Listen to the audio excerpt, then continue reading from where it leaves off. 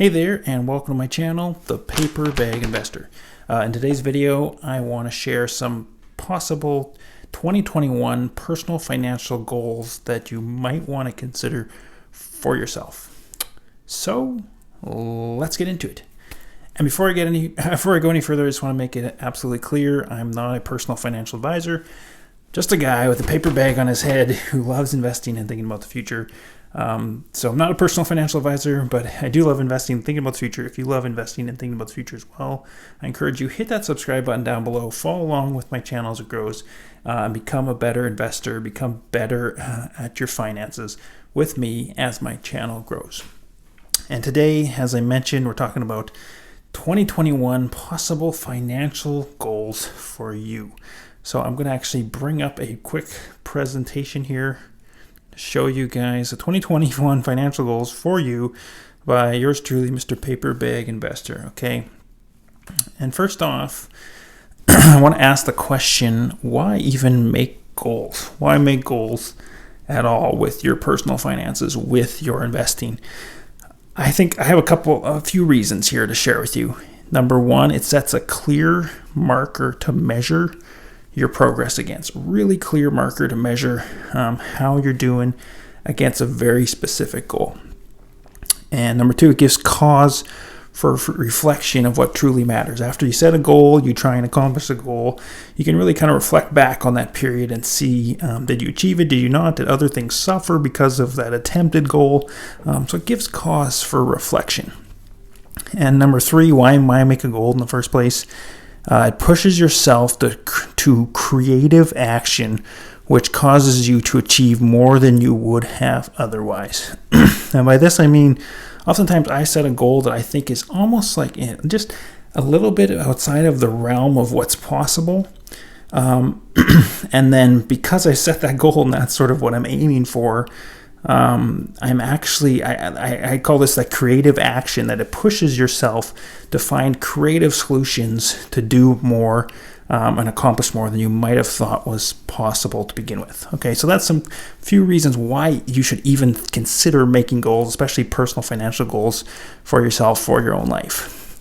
And then next question is how to make goals. How do you actually make a goal? How does that actually look? I think it's important. Few quick points on this. It's important to make them realistic goals. If you're just starting out investing, you're not going to say you're going to make $10 million next year or something, starting from zero. But making realistic goals, but goals that are also challenging and really stretch yourself beyond what you might even think is possible. So somewhere there is the line. And then I would say you want to be specific with your goals and measurable. So specific meaning not you don't want to just say, oh, I want to become a better investor this year, but you want to actually say, I'm going to research X number of hours. I'm going to research X number of companies. I'm going to read X number of books on investing. I'm going to try and buy a dozen companies that I think are great investments over the next year. Something like that is much more tangible and specific, and in that way then it's a measurable goal. So very, very important. And then thirdly is write them down. I just keep notes in my notes app on my phone. I have a note where I actually write down the goals that I'm setting and can review them and look back on them. And then make new goals after those are accomplished, or you totally fail at them and next period of time comes. So writing them down again is very important because it forces you to really articulate them, whether it's on your phone or it's in a notepad or journal or whatever, on a little piece of note that you fold up and stick in your wallet. Could be something that simple, right? But the point is, it's something you actually can clearly articulate specifically what the goal is. And so here's I have 3 goals for 2021 for your financial world, personal financial world, that you might want to consider. So I'm going to go into each one in more detail, but they are: reduce bad debt, improve your value at work, number 2, and number 3, learn to invest. Okay, no matter if you're a beginner or an expert, it really just means better your investing skill set. Okay, so goal number 1, I'm going to go into a little more detail on each of these, but goal number 1, reduce bad debt. Now, not all debt is bad, okay? Because it's sort of the way I define it. If you can confidently make a larger return than you can from your debt than the cost of borrowing the debt, then it is good.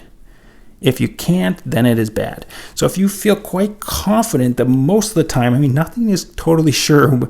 Nothing's 100% sure when you're talking about investments, when you're talking about life. But if you think you're confident, you have a lot of conviction that what you're doing, a business you're starting, an investment you're making, can, over a long span of time, produce greater returns than the debt you're taking on and the cost of borrowing that debt, then that's going to be a good investment, and you should generally take that debt. If you can't, if there's no return on investment for that debt, if the debt's not producing any value, if it's not an investment itself, then that would be bad debt. So examples of good debt might be you take out a mortgage for a rental property, and that's the loan, and then the rental property pays for the mortgage and the other costs, maybe a little bit of cash extra, and you manage that property and it grows the value of that property. Maybe debt to start or expand a business, right? Or I actually said here, higher mortgage debt, but more money in investments. I just kind of made note of that because that's something I've done. As a Canadian, we have an investment vehicle called a tax-free savings account. And as a Canadian, I've refinanced my home mortgages, and I plan to continue refinancing my home mortgages as my equity in my mortgage grows over a span of a few years. I'm going to take out that equity and I'm going to put it into my tax-free savings account, because in the mortgage I'm paying 3% or less on that debt in payments, but in my tax-free savings account, and as a Canadian, I might make 20% or more on that investments per year, and then that's going to grow tax-free. So to me, that's very good. That's a definition of good debt, to still hold on to that.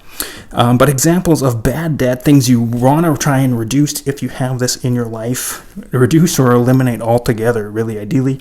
But of course, credit card debt, if you're just hanging on to credit card debt that's sitting there, you're borrowing money for retail purchases.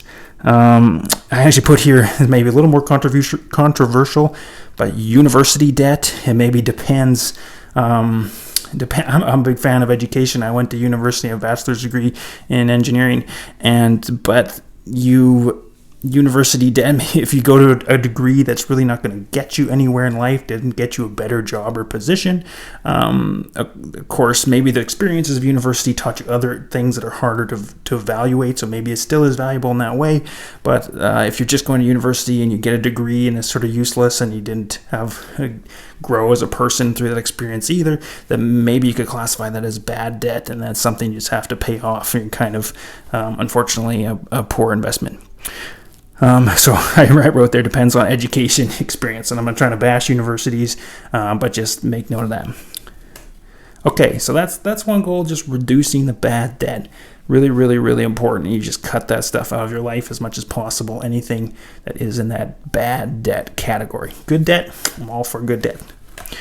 Goal number 2 is, I have right here for you to consider for 2021, your financial picture is improve your value at work or in your own job if you're on your own job, or your own business if you're on your own business.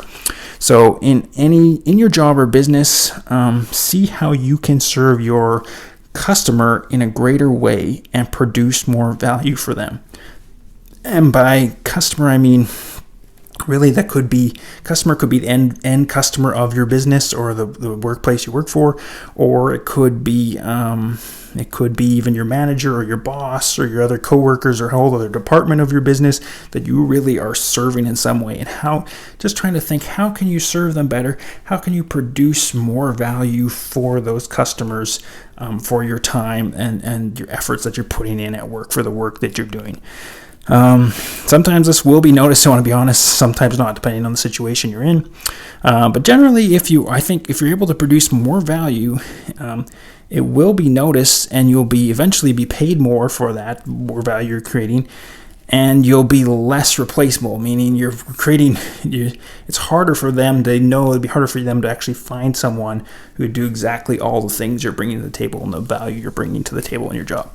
So if you run your own business, your business will do better in the same way you're serving your customers. If you can serve them in ways that are difficult for other people to serve them that way, or ways that are better, you're going to sort of expand your moat of your business, and you're going to do better in your business. And remember, again, with setting goals, remember to be specific. Everyone's job and scenario is different. So think about your customers and how you specifically can serve them. So that's one value in your own workplace and what you bring. Okay, goal number 3 I want to talk about for your financial future is learn how to invest. So investing in the stock market, I really believe, is why I started this channel. I really believe it's one of the best ways to make money long term. And I say this not to brag, but just to sort of open your eyes to what could be possible. That since I started investing in about 2008, I've averaged about 25% compound annual growth rate with my investments. So obviously some years were higher than 25%, some years were 0%, but overall that whole average, when you average out, it would work out to about 25% year after year after year that I've made on my investments. I actually have a whole video, I'll link it down below in the description. It's called How to 10X Your Investments, My Story, and I share my whole investing journey in a lot more detail. For a number of years, I had a bit of a different investing philosophy, and that shifted over the last few years, last 3 years or so. And I share that in a lot more detail with some more insights about that. So I'll link that down below in the description. But I just want to say, think about investing as taking ownership of a company. That's how I think about my investments, that I'm buying a stake of an ownership of a company. So that's really, I don't think about it just as stocks or sort of buying and selling rapidly to sort of in an algorithmic way to trade momentum up and down. I just think about the long-term perspective that I'm buying companies that are really going to produce value now and in the years to come, or in some kind of a market or a product that's going to dominate and just create a ton of value now and into the future.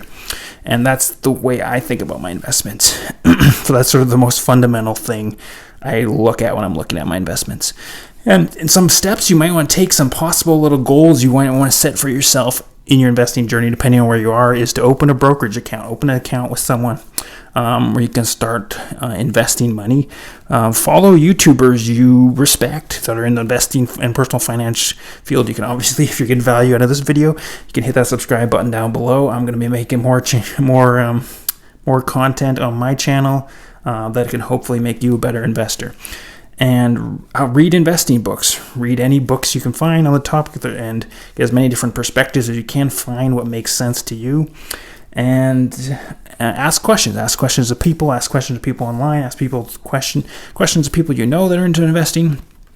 And I would say invest in companies that you understand is important and you love. If you love their business and what they're doing and their products and services, there's a good chance they could be a great business going forward. And set goals for yourself. Again, be specific. Set goals for yourself in amounts that you want to save, you could save to invest, and amounts of learning to do. So again, maybe that's a certain amount of research or a certain amount of time spent investing or a certain amount of companies you feel a good conviction about that you want to have in your portfolio. And then the amount you want to grow. So maybe you want to plan to save $10,000 over the next 12 months of 2021, and you're going to plan to come out of that with $12,000. You maybe 20% growth at the end of that. So something like that, some specific goals. And I just want to share, since this channel is all about investing, and this last point, third goal of learning to invest, becoming a better investor, I think is just so important. I just want to sort of share my investing philosophy in a nutshell. Is look at companies, number one, that I can understand. If you can't understand the business that you're trying to buy, if you were going to buy a whole business, you would never buy a business. Say you're going to buy the whole 100% of a business, a local business. You would never go buy a business unless you really understood the workings and details of how that business worked and how you could operate it and make it better, how it was going to function in the marketplace. So when you're researching companies for your stock portfolio, take that into mind, that not every company out there you're going to be able to completely understand. There's thousands of companies you could research.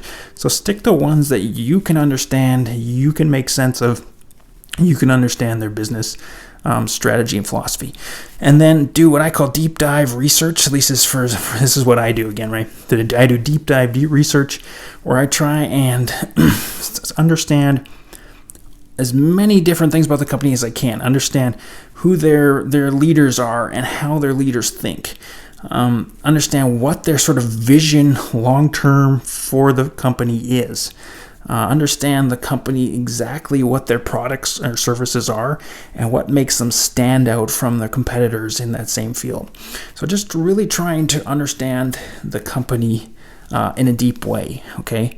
And then I try and look from as many angles and perspectives as possible. So I try and then read what other people are saying about the company, what their opinions are, their critiques of the company.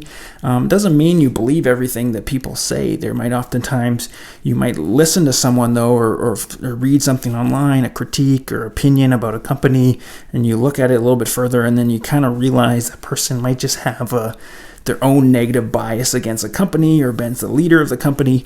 But again, you're still considering all these as many different opinions and perspectives as possible to see which angle you're really in search of what is the true picture of the company, and whose perspective is the most true of what that company is going to do going forward. And then when you find a company or companies that you really think are just excellent companies, then you try and invest big in your deepest convictions. Or I say invest big in my deepest conviction, meaning when you do find those companies you really think are big winners over time, you don't just put in a small fraction of your portfolio, but you put in a big chunk of it, because that's the way you can make huge returns over time. And the last point I say is just say stay unassuming. That, but by that I just mean stay humble, stay, I guess, meek and unassuming in your investments. No matter how well your investments do, know that don't let your ego take a hold of you, but know that you can always do better. You can always keep improving. You can always be wrong next time. So just always having that perspective of staying sort of simple and hungry on how you can do better, and also just remembering that there's much more to life than just money and your own personal finance. No matter, you could be the richest person in the world and still be miserable and unhappy. So there's a lot more to life than just wealth and money. As important as I think managing your wealth and money is important, there's a lot more to it with that. So that's what I mean by stay unassuming. So that's my little presentation. A few little goals for you guys to consider is get rid of that bad debt for 2021. Get rid of that bad debt as much as you can. Number 2, add more value to your workplace as much as you can by serving your customers better. Number 3, become a better investor. Learn to invest if you don't already, and just really look at it as ownership of the companies you're buying. My Twitter's on here at paperbaginvest. If you're on Twitter, you can follow me there. If you want to email me personally, you can also. My email is here at the bottom, and it's also in the description of my videos as well. But yeah, thank you guys so much for watching. If you got value out of this video, please hit that subscribe button down below and follow along with my channel as it grows. Do me a favor as well, if you enjoyed this video, hit that thumbs up, smash the like button. It really helps the algorithm, helps me grow. Let me know in the comments down below. Let us all know if you're setting goals for 2021, what your goals are. If you mind sharing them, mark down some of your goals or your key goals. Write them down in the comments down below. And thank you guys. I'll see you in the next video. Cheers.